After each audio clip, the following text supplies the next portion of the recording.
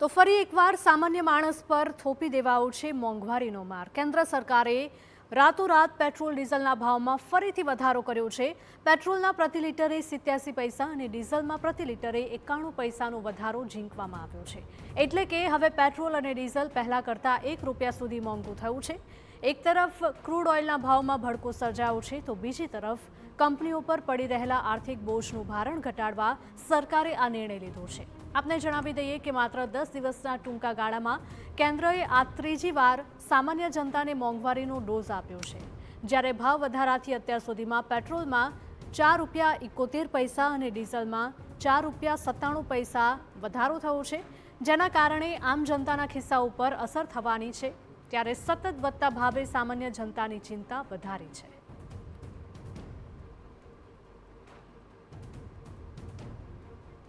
Petrol અને ડીઝલના ભાવમાં સતત ભડકો જોવા મળી રહ્યો છે।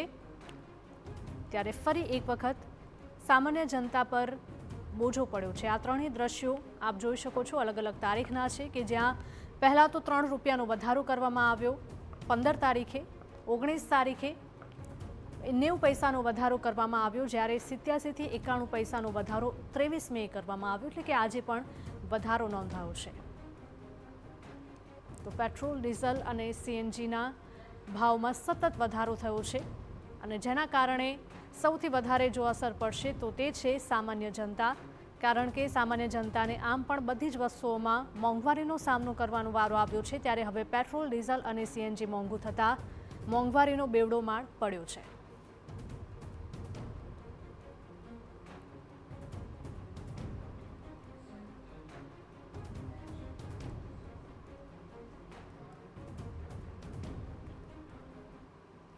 તો આ સમગ્ર મુદ્દે અમારા સંવાદદાતા મેહુલ ગોકળવા લાઈવ જોડાયા છે વધુ અપડેટ સાથે।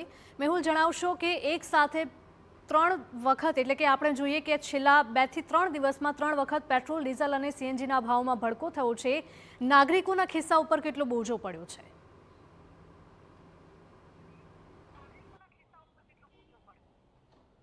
જી બિલકુલ હિરર, જે લોકોને જે ડર હતો તે જ આખરે થવા જઈ રહ્યું છે। જે રીતે પેટ્રોલ અને ડીઝલના ભાવમાં સતત વધારો થઈ રહ્યો છે, આજરોજ પણ સરકાર દ્વારા પેટ્રોલ અને ડીઝલમાં વધારો ઝીંકવામાં આવ્યો છે, જેની અસર લોકોના ખિસ્સા પર સીધી જ થવા થઈ રહી છે। આજરોજ ભાવ વધારાની વાત કરીએ તો પેટ્રોલમાં 85 પૈસા આસપાસનો વધારો થયો છે અને સાથે ડીઝલમાં પણ 90 પૈસાનો વધારો ઝીંકી દેવાયો છે।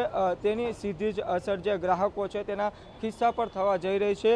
જે રીતે યુદ્ધ ચાલી રહ્યું છે, ઇઝરાયલ અમેરિકાનું ઈરાન સાથેના યુદ્ધના પગલે આ ભાવ વધ્યાની પૂરેપૂરી શક્યતાઓ વર્તાઈ રહી છે। સવારથી જ આજે પેટ્રોલ પંપો છે ત્યાં વધુ ભાવ વધશે તેવા ભયથી જે લોકો છે આવી રહ્યા છે અને જે પોતાની બાઇક હોય, કાર હોય કે અન્ય વાહનો હોય તેમાં ટાંકીઓ પણ ફૂલ કરાવી રહ્યા છે। ત્યારે આપણી સાથે કેટલાક ગ્રાહકો છે। કાકા, જણાવશો જે રીતે ભાવ વધારો થયો છે કેટલી અસર છે? અસર તો ચાલુ જ છે, રહેશે અસર તો એવું લાગે। સતત ભાવ વધી રહ્યા છે, ખિસ્સા પર કેટલી અસર? ખિસ્સા પર તો હવે ચાલી રહ્યા અસર, વાંધો નહીં આવે તો કરશે। અન્ય એક વાહન ચાલક છે, આપ જણાવશો જે રીતે ભાવ વધારો થયો છે કેવી રીતે બજેટ ખોરવાતું હોય છે? તો અમને તો બહુ ખબર ન હોય, તો વધારો થઈ રહ્યો છે એટલી ખબર છે। ભાવ ઘટવા જોઈએ? ઘટવા જ જોઈએ ને, મોંઘવારી પ્રમાણે તો। આ લગભગ અઠવાડિયામાં બીજી વાર વધારો થયો છે। હા, બીજી વાર વધારો થયો છે। જી બિલકુલ, તો જે રીતે ભાવ વધારો થયો છે, જે વાહન ચાલકો છે તેમાં પણ ચિંતાઓ જોવા મળી રહી છે અને જે ભાવ વધારો છે તેનાથી નારાજ છે। સરકાર પાસે માંગ કરી રહ્યા છે કે જે રીતે હાલ મંદીનો માહોલ છે, આ મંદીના માહોલ વચ્ચે ભાવ ઘટવો જોઈએ અને સીધે બજેટ પર જ આ લોકોના ઘરના બજેટ ખોરવા જતા હોય છે। ત્યારે આગામી દિવસોમાં પણ ભાવ વધશે તેવી પૂરેપૂરી શક્યતાઓ વર્તાઈ રહી છે।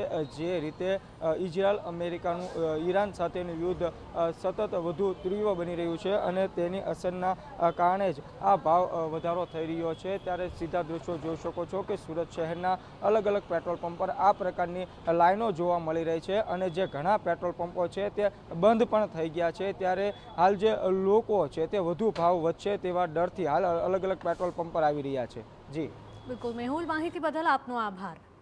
તો આપણે જોયું કે જે પ્રકારે પેટ્રોલ પંપ ઉપર લોકોએ કતારો લગાવી દીધી છે, હજુ પણ લોકોને ડર છે કે પેટ્રોલ ડીઝલ અને સીએનજીના ભાવમાં હજુ પણ વધારો થઈ શકે છે અને તેના કારણે જ લોકો પેટ્રોલ ડીઝલની ટાંકી ફૂલ કરાવી રહ્યા છે.